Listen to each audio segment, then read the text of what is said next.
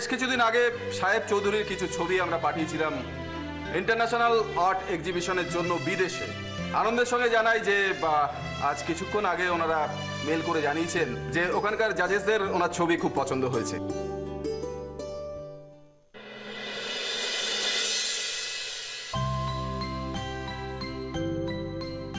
জেঠিমণি, আজকে সকাল থেকে কিন্তু তোমাকে বেশ খুশি খুশি মনে হচ্ছে। কতদিন পরে তুমি গান করে আরতি করলে বলো তো, আমার কিন্তু খুব ভালো লেগেছে। জেঠিমণি, তুমি কেন গান করো না বলো তো?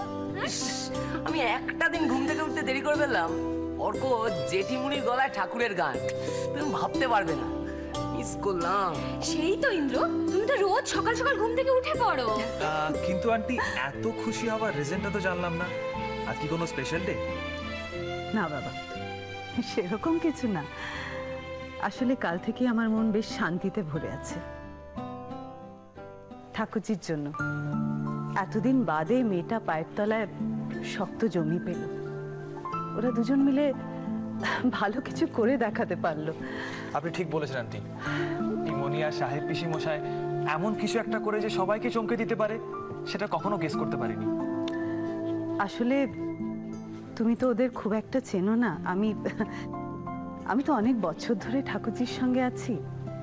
আমি জানি মেয়েটার মধ্যে না অসম্ভব একটা জেদ আছে, কিছু একটা করে দেখানোর।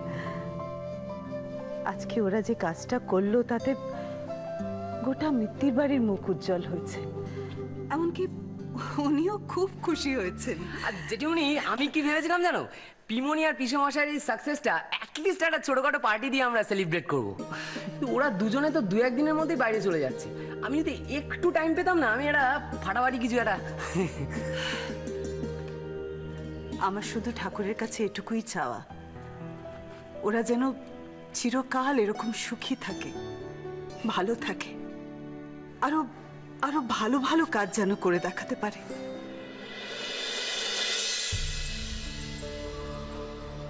আরে বৃন্দা, নে মা প্রসাদ। মা, কুসুমকে দেখেছো? কুসুম? দিদি ভাই, আমিও না সকাল থেকে কুসুমকে কিন্তু খুঁজে পাচ্ছি না। মা, আমিও দেখিনি জানো তো। পুজোর ওখানে ছিল না বলে আমি ওকে খুঁজতে বেরিয়েছিলাম, কিচেনে বাগানে কোথাও নেই। ইনফ্যাক্ট পুজোর সময় ও ঠাকুর দালানে থাকে না, এরকম তো আগে কখনো হয়নি। কিন্তু আমি তো সকাল থেকে এখানেই আছি, কই কুসুমকে তো দেখিনি। অবশ্য ঠিক মতো খেয়ালও করিনি, তবে ও আসলে কিন্তু সকালে চা করে দিয়ে যায়, কিন্তু আজ তো আসেনি। দেখো না, আর আস্তে আস্তে কত কি দেখার আছে। দুদিন ভালো মানুষই করে দেখিয়ে দিয়েছে, ব্যাস। এখন তো এবাড়ির বউ হয়ে গেছে, এবাড়ির সকলে ওকে মেনেও নিয়েছে। এখন আর এসব করার কি দরকার? প্রয়োজন তো ফুরিয়েই গেছে। ঠিক বলেছো জেঠিমণি। আসলে কি বলতো, আগবাড়িও কেন কাজ করে? সকলের মন জয় করবার জন্য। শীতকালে ভোরবেলা যদি উঠে ও পুজো করে, চা করে, মহারানীর কষ্ট হবে না? আমি তো পুজোর জোগাড় জানতে সব একাই করলাম। এখন যাই রান্নাঘরে গিয়ে হেসে সামলে। মহারানীর তো এখনো ওঠার সময় হয়নি। আরে তোমরা তখন থেকে কি বলে যাচ্ছ বলো তো? আমরা কালকে সবাই বেরোনোর সময় তো শুনলাম যে ওর শরীরটা খারাপ। আর কুসুমের শরীর খারাপ বলে জেঠিমুনি নিজেই তো আমাদের সবার যাওয়া প্রায় ক্যান্সেল করে দিচ্ছিল।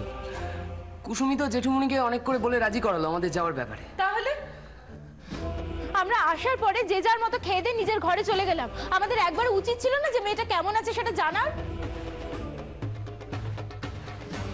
শরীরটা ঠিক আছে কিনা কে জানে। তোমাদের কাউকে কিচ্ছু করতে হবে না, আমি গিয়ে দেখছি। কিশোর, কুসুম ঠিক আছে তো? ওর শরীর ঠিকঠাক আছে তো? আরে ওকে তো আমিও খুঁজছি। বলছি যে তোমরা ওকে কোথাও দেখোনি? যা বাবা, এখন তো ওনার কথাই হচ্ছে। সকাল থেকে তো মহারানীর পাত্তাই পাওয়া যাচ্ছে না। আশ্চর্য, সারা বাড়ি খুঁজলাম, কোথাও নেই। তুমি কি বলছো কিশোর? কুসুমের শরীর সুস্থ নয়, আর এত সকালে মেয়েটা গেল বা কোথায়? আরে ও তো কাউকে কখনো কিছু না বলে বেরোই না, তাহলে গেলটা কোথায়? শোন না, আমার মনে হয় পিসি ঠাম্মার কাছেই আছে। কাল রাতে তো পিসি ঠাম্মার ঘরেই ছিল। বলছি, তুই পিসি ঠাম্মাকে দেখেছিস?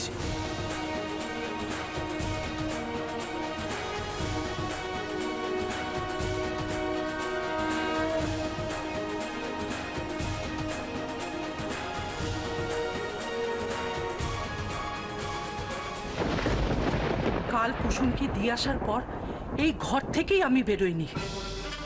যদি কিশোর আমাকে ধরে, তাই রাতে দরজা বন্ধ করে বসেছিলাম। কিন্তু পিসি ঠাম্মা, সবাই তো আপনাকেই জিজ্ঞেস করবে। এই ভয়তেই তো আমার বুক কাঁপছে। সে মেয়ে তো রাতেও ফেরেনি। জানো কত রাত অব্দি আমি ছটফট করেছিলাম। হ্যাঁ গো মীরা, বাড়ির সবাই কি কুসুমের কথা জানতে চাইছে? আমারও তো চিন্তা হচ্ছে, মেয়েটার কোনো বিপদ হলো না তো? আমিও সেই কথাটাই ভাবছি জানো পিসি ঠাম্মা। কাল রাত থেকে আজকে সকাল হয়ে গেল, এখনো তো কুসুমের কোনো কোনো খোঁজই পাওয়া গেল না।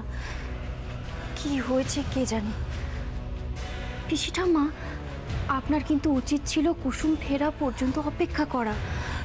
ও এখানকার রাস্তাঘাট কিচ্ছুটি চেনে না, তার উপরে ও একটা অল্প বয়সী মেয়ে। আমি এসব কি বলছো মীরা? তোমার কথাতেই তো কুসুমকে ওখানে ফেলে। বারে, আমার কথাই কি শেষ কথা নাকি?